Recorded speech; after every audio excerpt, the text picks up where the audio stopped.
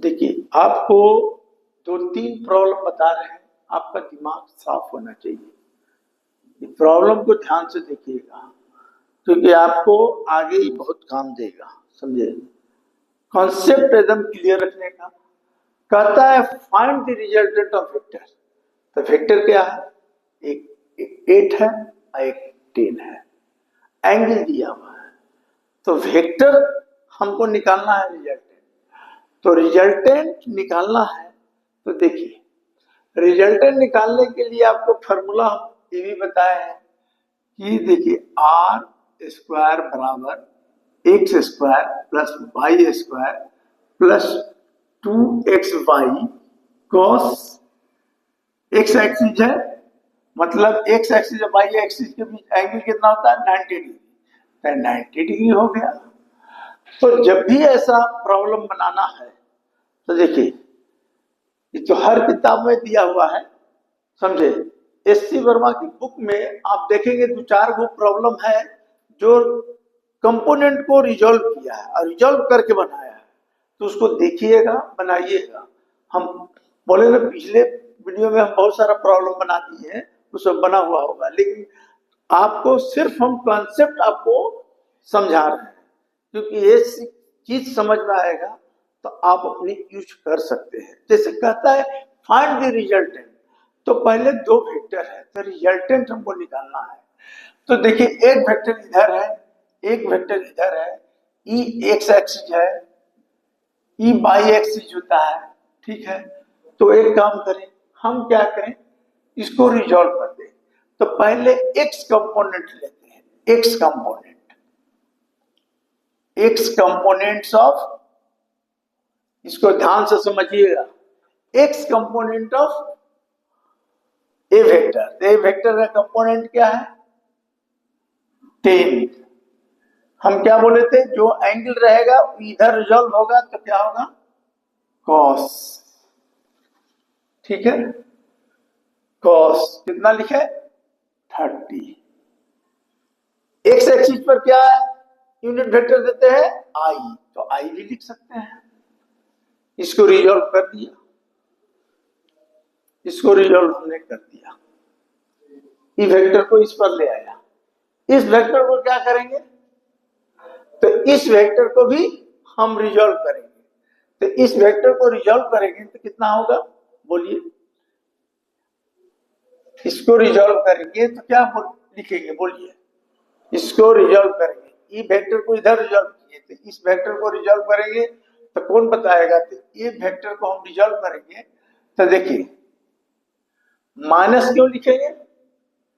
क्योंकि इस क्वाड्रेंट में है। तो 8 cos 60 डिग्री आई, इधर आई है, एक्स कंपोनेंट हो गया।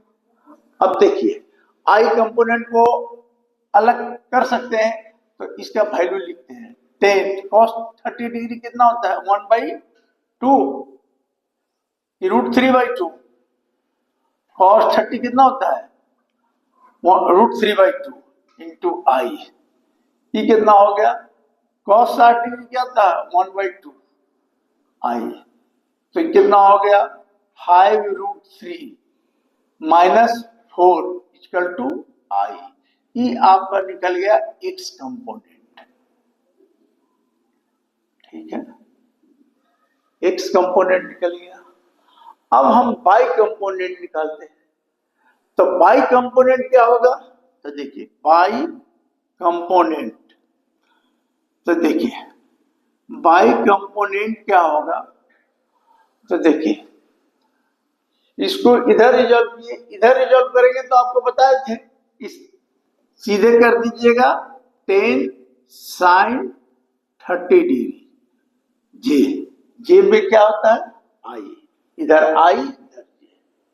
ठीक है, अब रही इसको तो कर दिए, अब इसको करेंगे तो क्या होगा?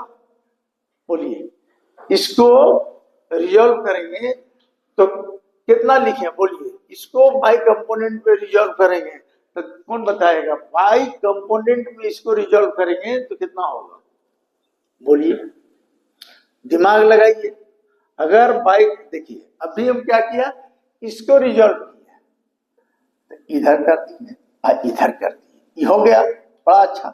इसको रिजॉल्व करना था, इधर कर दिया, अब इसको इधर कर, तो इधर क्या होगा, माइनस, तो माइनस लिखे 8 साइन कितना लिखे, बोलिए, 60 डिग्री था, तो इधर रिजॉल्व कर रहे हैं, तब बताइए क्या लिखें, बताइए, ये 60 है, तो ये कितना हो गया 30, 60 है तो ये क्या होगा 30, क्योंकि कितना बनता है 90, तो यहां पर क्या कर दें, साइन, मतलब क्या लिख दे, इसको रिजॉल्व करेंगे इधर, तो कितना, जिधर एंगल रहेगा वो कितना कर दें 30, तो क्या होगा cos 30, तो cos 30 होगा, cos 30। अगर कोई बच्चा इसी को लेके, जैसे इसको रिजॉल्व किया इधर, अब 60 लेके कर देगा तो क्या होगा, गड़बड़ हो जाएगा। तो देखो इसको कितना वैल्यू आएगा 10, ये कितना हो गया 1/2 जे, ये कितना हो गया 8, और cos 30 क्या होता है √3/2, तो कट गया तो कितना हो गया 5 -4√3 जे, यानी बाई कंपोनेंट भी आपको निकल गया, बाई कंपोनेंट निकल गया। अब रिजल्टेंट के लिए क्या होता है, तो R = x component plus y component, तो x कंपोनेंट क्या आया 5√3 - 4, i कितना हो गया 5 - 4√3 जे, तो इधर मोड लोगे, तो मोड लोगे तो क्या हो जाएगा, इधर रूट चढ़ जाएगा, क्या आएगा, तो देखो 5√3 - 4 का होल स्क्वायर प्लस 5 - 4√3 का होल स्क्वायर, इसको सॉल्यूशन कीजिए, इसको सॉल्यूशन कीजिए, 5√3 - 4 का होल स्क्वायर प्लस 5 - 4√3 का होल स्क्वायर, तो इतना को सॉल्यूशन कीजिएगा तो क्या है आंसर, है इतना वैल्यू है, देखिए इतना आया है, अगर इतना आया है तो आपका आया है ना, इतना है ना। अब देखिए तो बोलिए 5√3 - 4 का होल स्क्वायर प्लस 5 - 4√3 का होल स्क्वायर, तो आपको समझना क्या है, सुन लीजिए, आपको देखिए फिर से हम समझा रहे हैं, अगर ये चीज समझ में आ गया तो कोई, हमने क्या बोला देखो फिर एक बार समझ लो, ये समझ गए तो ढेर समस्या सॉल्व हो जाएगा, क्योंकि बहुत लोगों को समझ में नहीं आता है।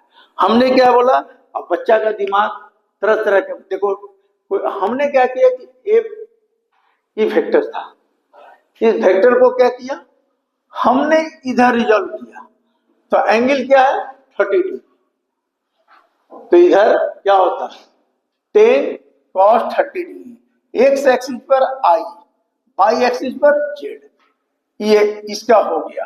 अब इसका हमको रिजॉल्व करना है, तो इसमें एंगल दिया हुआ था, देखो इसका एंगल दिया हुआ, फिर ले जाके इसको भी रिजॉल्व कर दिए इधर, तो रिजॉल्व किए थे 8 cos 60 डिग्री आई, इसको सॉल्व किया, आई को एक साथ अलग करिए, एक्स कंपोनेंट हो गया। अब वाई कंपोनेंट में नियम है कि इसी को क्या कीजिए, इसको वाई एक्सिस पर कीजिए, तो हम बोले थे कि 10 sin 30 करोगे, sin 30 जे कर देना।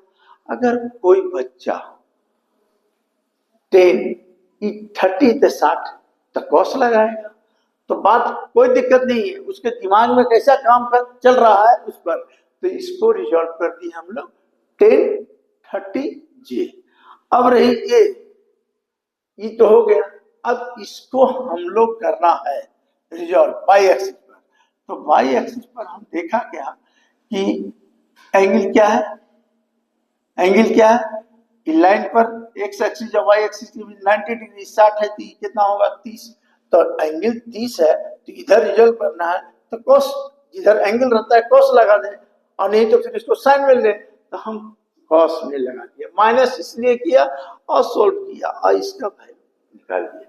इससे आपको रिजल्ट निकल गया।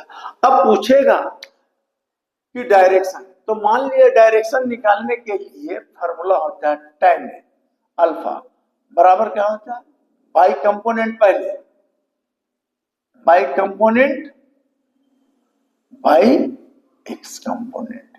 ये तो बहुत जगह पढ़े हैं आप, समझे, उसमें भी हम बताए थे। तो इससे वो निकाल लीजिए, तो पहला हो गया। अब पहला हो गया, अब दूसरा देखिए, दूसरा, अब देखिए इसको मिटा देते हैं।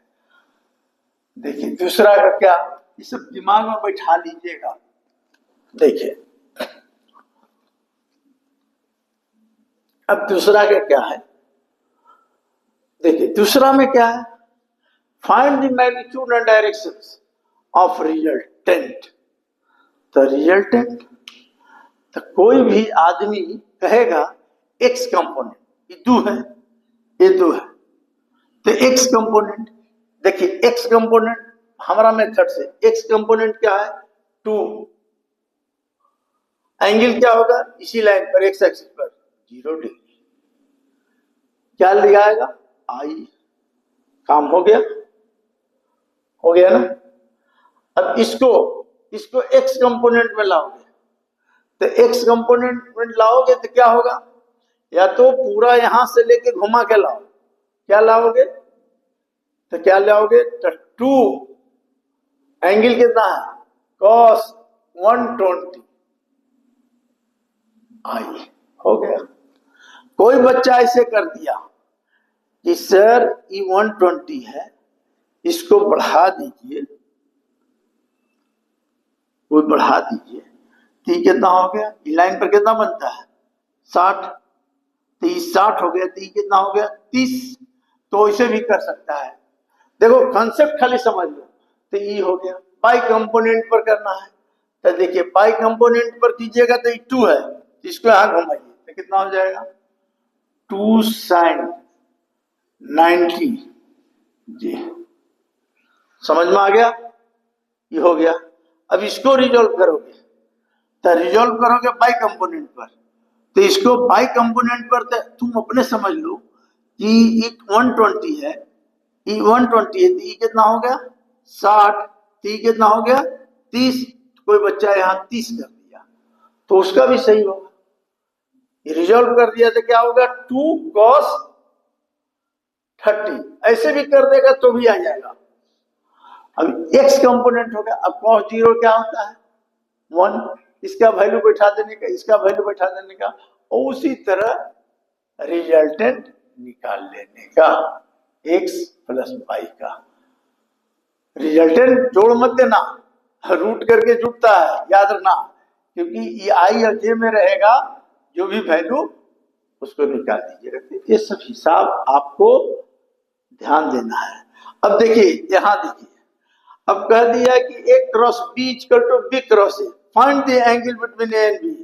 तो बहुत लोग इसमें भी गड़बड़ हो जाएगा, बहुत लोग गड़बड़ हो जाता है। देखिए तो क्यों भाई कि a क्रॉस b, अभी देखिए रिजॉल्व वाला भी हम और बताएंगे आप लोग को, समझे। अब देखिए a क्रॉस b है, तो देखिए a क्रॉस b क्या होता है b क्रॉस a, जबकि दिया हुआ है तो ये तो होता ही नहीं है। हम तो जानते हैं कि a cross b is not equal to b cross a, ये नहीं होता है, ये क्या होता है माइनस में होता है। तो अगर ये दे दिया है तो क्या करोगे, ये उल्टा a क्रॉस b हो जाएगा, a क्रॉस b हो जाएगा, क्योंकि होता है a क्रॉस b, आपको हम बताएं a cross b equal to minus b cross a होता है, ये लिखता है ऐसा, तो इतना हो गया, उल्टा कर दिए, दोनों को इधर ले आइए, तो a क्रॉस b बराबर का होगा 2a cross b equal to 0। 2a cross b बराबर क्या हो गया, a b sine theta equal to 0। इसलिए साइन थीटा बराबर क्या हो गया, 0/2ab बराबर 0। साइन थीटा बराबर क्या हो गया, 0। तो आप जनरल वैल्यू ट्रिग्नोमेट्री में पढ़ना है, साइन थीटा बराबर 0 तो थीटा बराबर होता है n पाई, जहां n इज इंटीग्रल नंबर होता है। तो n का वैल्यू 0 रखोगे तो 0 आ जाएगा, n का वैल्यू 1 रखोगे तो पाई आएगा, तो आंसर पाई आएगा, 0 आएगा। तो ये हो गया जनरल वैल्यू। ये सब चीज अभी हम वेक्टर में सिर्फ 2-3 दिन हम जितना टिपिकल रहेगा वो हम आपको बतलाएंगे, समझे।